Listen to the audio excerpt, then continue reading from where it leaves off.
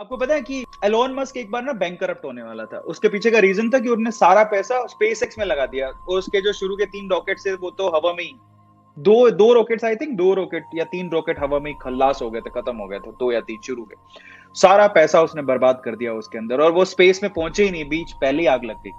अब उसके पास सिर्फ इतना पैसा बचा था कि जिसे एक रॉकेट वो लॉन्च कर सकता था, और अगर वो भी फेल हो जाता है ना, वो भी उसमें भी ब्लास्ट हो जाता, तो उसके बाद वो बैंकरप्ट था। मतलब एलोन मस्क पूरी तरह से बर्बाद हो जाता, समझ रहे हो।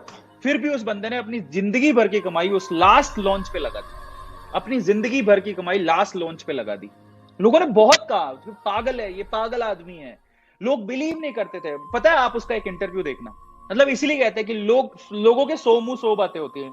मतलब ऊपर वाले ने लोगों को मुंह दे दिया है, 32 दांत दिए हैं, तो दिमाग नहीं इस्तेमाल करते हैं कि हमें बोलते टाइम सोचना है। वो सोचते हैं हम ही होशियार हैं, बाकी सारी दुनिया पागल है। सो ऐसे करके उसके साथ भी हुआ। और उससे पता है, दुनिया बोलती थी चलता था उसे, लेकिन है ना, जो उसको वो बहुत मानता था, एक बंदा था, मैं नाम भूल गया हूं, बट वो एलॉन मस्क उसको बहुत मानता था, बहुत बहुत ज्यादा गुरु की तरह मानता था। मतलब ही रिस्पेक्ट हिम अ लॉट।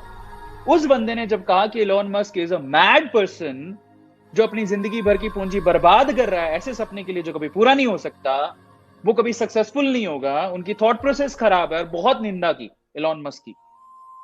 ठीक है, अब मैं आपको बताता हूं असली बात। जब ये सारा हो गया तो उसे बड़ा दुख हुआ, पर उसने कुछ बोला नहीं। फाइनली उसका जो थर्ड या फोर्थ, जिसमें उसने बहुत सारा पैसा लगा रखा था, वो सक्सेसफुल हो गया, वो पहुंच गया ऑर्बिट में। ऑर्बिट में पहुंचने के बाद भाई साहब वारे नारे हो गए, ऑर्बिट में पहुंच गया। उसके बाद नासा ने बैक किया स्पेसएक्स को, नासा ने फंड दिया, बैक किया स्पेसएक्स को। तब एलॉन मस्क के इंटरव्यूज आए, और उन इंटरव्यूज में ही वाज लिटरली क्राइंग। वो रो रहे थे, पता है आपको, वो रो रहे थे, और रोते हुए मतलब उनकी आंखों में आंसू था। क्यों पता है? वो रोते रोते ये बोले कि मैं उस बंदे की बात करते हुए, कि मैं उस बंदे को अपना आइडल मानता था। आइडल मतलब मैं उन्हें रिस्पेक्ट से देखता था। और क्योंकि ये सवाल इंटरव्यूअर ने पूछा था कि तुम्हारे आइडल ने ऐसा बोल दिया तो तुम्हें कैसा लगा, then he was crying and he was saying कि मैं उन्हें अपना आइडल मानता था, और जब उन्होंने ये बात बोली तो and I was so emotional at that time कि वो ऐसा कह रहे हैं। समझ रहे हो, ये बहुत मायने रखती है।